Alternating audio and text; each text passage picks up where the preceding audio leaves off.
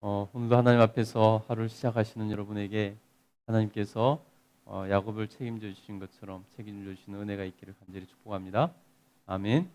예, 드디어 야곱이 이제 고향으로 출발하는 그러한 모습을 볼 수 있습니다. 야곱이 아내들을 설득하고 함께 이렇게 출발을 합니다. 우리 17절부터 한번 읽어보겠습니다. 읽겠습니다. 시작. 야곱이 일어나 자식과 아내를 낙타에 태우고 그 모은 바 모든 가축과 모든 소유물 곧 그가 받던 아람에서 모은 가축을 이끌고 가나안 땅에 있는 그의 아버지 이삭에게로 가려 할세. 예, 드디어 이렇게 자기의 모든 것을 정리하고 그동안에 20년을 지냈던 그곳에서 이제 떠나는 것을 볼 수 있습니다. 큰 결단을 하고 하나님의 명령하심을 따라서 이렇게 떠났습니다. 근데 이제 문제는 뭐냐면은 자기 외삼촌에게, 자기 장인에게 그것을 알리지 않고 도망치듯이 떠났다는 것입니다. 우리 19절부터 한번 읽어보겠습니다. 시작. 그때 라반이 양털을 깎으러 갔으므로 라헬은 그의 아버지 드라빔을 도둑질하고 야곱은 그 고치를 아람 사람 라반에게 말하지 않냐고 가만히 떠났더라. 예. 가겠다, 돌아가겠다고, 고향으로 가겠다고, 헤어지자고 말도 하지 않고 몰래 도망치듯 떠났다는 것입니다. 근데 여기서 한 가지 보면요. 그 순간에, 그 순간에, 어, 그 안에 라헬이 한 행동을 한번 보면요. 라헬이 이제 자기 집을 떠난다고, 자기 아버지 품을 떠난다고 생각할 때, 그가 한 짓이 뭐냐면 바로 가정신인 그 드라빔을 조그맣게 새겨진 우상을 그것을 훔치는 일을 하더라는 것입니다. 여러분 보세요. 하나님께서 야곱의 아내들이 있었지만은 그 가운데 하나님께서 레아에게 은혜를 베푸시고 비록 외모적인 면에서는 레아가 라헬보다 뒤떨어졌을지 모르지만은 그렇지만은 하나님께서는 왜 사랑받지 못하는 그 레아에게 은혜를 많이 베풀어 주셨는지를 알 수 있는 대목이라는 것입니다. 여러분 하나님은 우리가 잘생기고 외모가 아름답고 이런 것을 보시는 분이 아닙니다. 여러분 그것이 우리에게나 상관이 있지 하나님께서 무슨 상관이 있겠습니까? 우리가 외모가 아름답고 뛰어나게 이렇게 잘생겼다 한들 그것이 하나님 앞에 무슨 소용이 있겠습니까? 그래서 하나님께서는 외모를 보시지 않고 그 중심을 보신다는 것입니다. 오늘 라헬은 아버지 집을 떠나면서 오직 한 가지 한 짓이 바로 아버지의 드라빔을 그 우상을 훔쳐서 자기가 섬기겠다는 것입니다. 여러분 자기가 섬기지 않으려면 그걸 뭐하러 훔치겠습니까? 뭐 장식품으로 쓰려고 훔쳤겠습니까? 라헬의 이 믿음 없는 모습, 라헬의 신앙의 상태를 우리가 알 수 있다는 것입니다. 아름다운 외모에 아름다운 신앙까지 가지고 있었으면 얼마나 좋았을까요? 그러나 그렇지 못했다는 것이 큰 문제라는 것입니다. 그러니 여러분, 우리 하나님께서는 사람을 외모로 취하지 않으시고 그 중심을 보시고 공평하게 대우하시는 분이시라는 것을 여러분 우리가 기억했으면 좋겠습니다. 그래서 여러분 내면을 늘 살피시고 여러분 영적인 성숙을 위해서 애를 쓰시기 바랍니다. 그래서 하나님과 더 깊은 관계, 하나님 앞에서 참 믿음의 모습을 하나님께 보여드릴 수 있게 되기를 제리 축복합니다. 그 드라빔을 훔쳐 갔을 때 그 이후에 어땠을까요? 지금 오늘 본문에 보니까 그 자기 아버지가 와서 드라빔을 찾는데 결국 못 참고 숨겨서 돌아가죠. 그러면은 이 가정에 이 우상이 앞으로 어떤 역할을 할까요? 라반은 들키지 않았을 때, 라반에게 들키지 않았을 때 라헬은 어떤 마음이었을까요? 누가 도와줬다고 생각을 했을까요? 자기가 훔친 드라빔을 그가 도와줬다고 생각하지 않을까요? 여러분, 자기 남편이 그렇게 하나님을 섬기는데도 불구하고 우상을 버리지 못하는 이 라헬의 이 믿음 없는 모습, 참 안타까운 모습이라는 것입니다.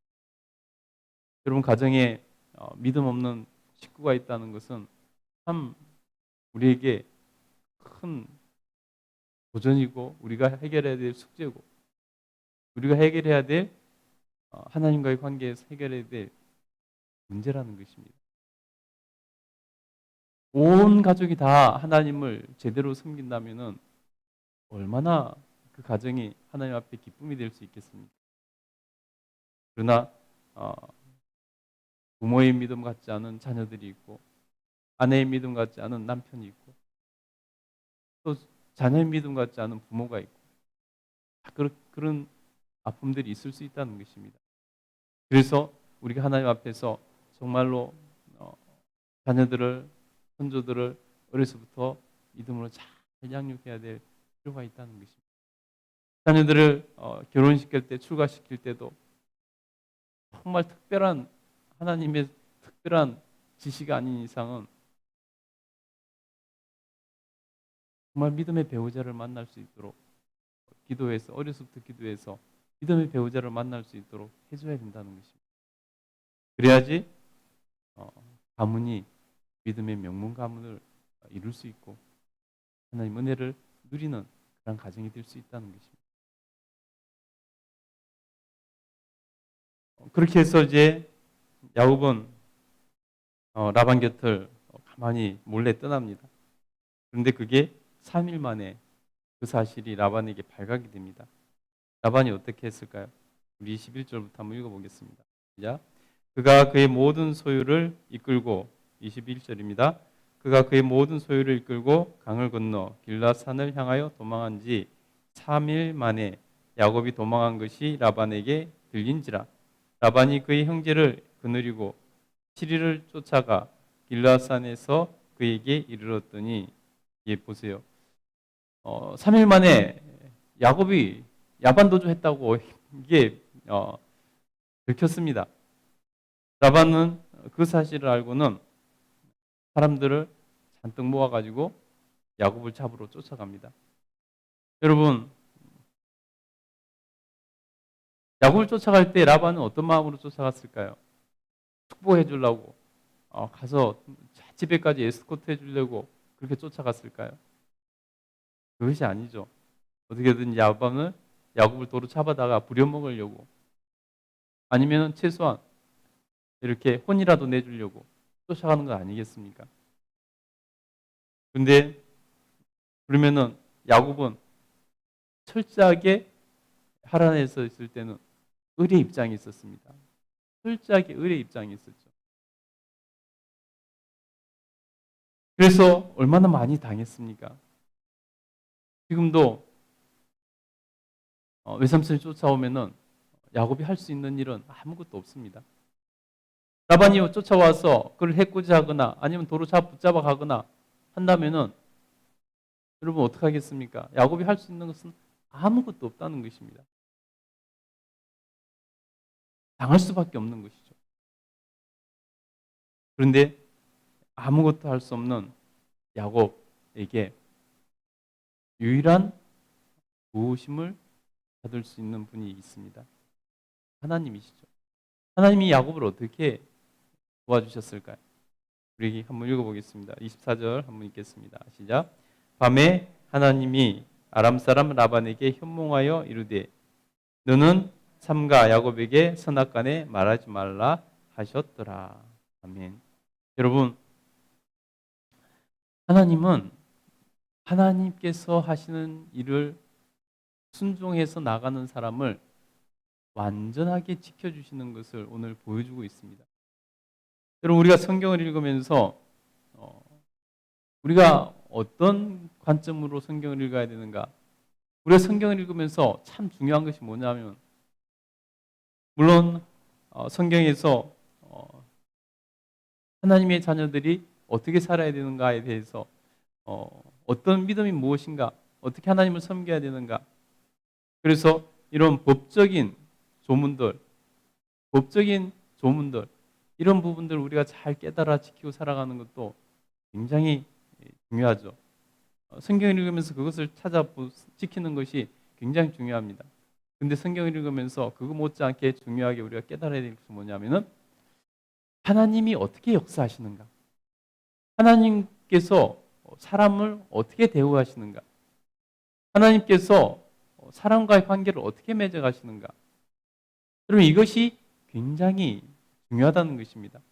그래서 우리에게 신앙의 본을 성경을 통해서 보여줍니다.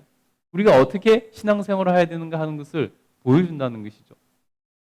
내가 성경에 나와 있는 이런 경우와 비슷한 상황에 놓였을 때 어떻게 살아야 되는가, 어떤 선택을 해야 되는가 하는 것을 우리가 성경을 읽으면서 깨닫게 되는 것이죠. 여러분, 지금 야곱은 하나님 말씀대로 순종해서 떠났습니다. 근데 라반이 그 사실을 알고 쫓아오는 것입니다. 야곱은 아무것도 할 수 있는 힘이 없습니다. 철저하게 의리 입장으로 20년을 살았고 당하고 살았습니다. 여러분, 그 상황 가운데서 야곱이 아무것도 할 수 없을 때, 그러나 하나님께서 말씀하신 것을 순종하는 야곱을 하나님께서는 어떻게 책임지시는가? 오늘 본문을 통해서 우리가 그것을 깨달아야 된다는 것이죠. 하나님께서는 하나님 말씀에 순종하는 사람을 책임지시되 끝까지 책임지시고 완전히 책임지고 계시는 것을 볼 수 있습니다. 라반이 분노해서 쫓아왔습니다. 내가 그를 죽이거나 해코지하거나 도로 붙잡아가서 더 부려먹거나 하려고 쫓아왔습니다. 이제 그 밤에, 이 밤이 지나면 따라잡아서 이제 야곱을 붙잡을 수 있게 됐습니다. 그런데 하나님께서 그 밤에 라반에게 현몽하셔서 그에게 선악간에 아무 말도 하지 말라. 네가 판단하거나 네가 그걸 해하거나 네가 야곱에 대해서 해코지하거나 그 무엇도 하지 말라고 하나님께서 꿈속에 나타나셔서 라반에게 명령하신 것입니다. 여러분, 그 하나님의 명령을 받은 라반은 꼼짝하지 못하는 것을 볼 수 있습니다. 야곱을 해하러 왔는데 그는 하나님께서 현몽하시니까 선악간에 네가 말하지 말라. 네가 이러쿵저러쿵 말하지 말라. 말도 하지 말라는 것입니다. 그러니 라반이 하나님 앞에 두려움 가운데 겁을 먹고 아무것도 하지 못하고 물러나는 것을 볼 수 있습니다. 겨우 그에게 야곱에게 와서 따지는 것이 뭐냐면은 라반을 훔쳐갔다. 아니, 드라빔을 훔쳐갔다. 그것을 내놓으라는 것입니다.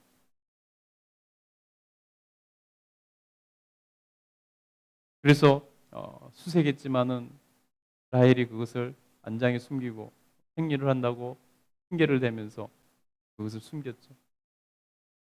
찾지 못하고 돌아가는 것을 볼 수 있습니다.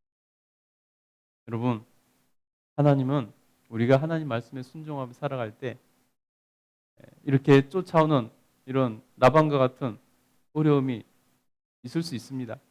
그렇지만 하나님께서는 완전히 책임져 주시고 하나님께서는 말씀에 순종하는 삶을 사는 사람, 그를 외면하지 않으신다는 것입니다. 끝까지 책임지시고 완전히 책임지시고 완전히 보호해 주신다는 것을 여러분 기억하시기 바랍니다. 여러분, 두려움 없이 하나님 말씀에 순종하며 살아갈 수 있게 되기를 축복합니다. 그래서 하나님께서 책임져 주시는 삶을 늘 그런 경험을 하며 사는 삶을 살아갈 수 있게 되기를 간절히 축복합니다. 아멘. 기도하겠습니다.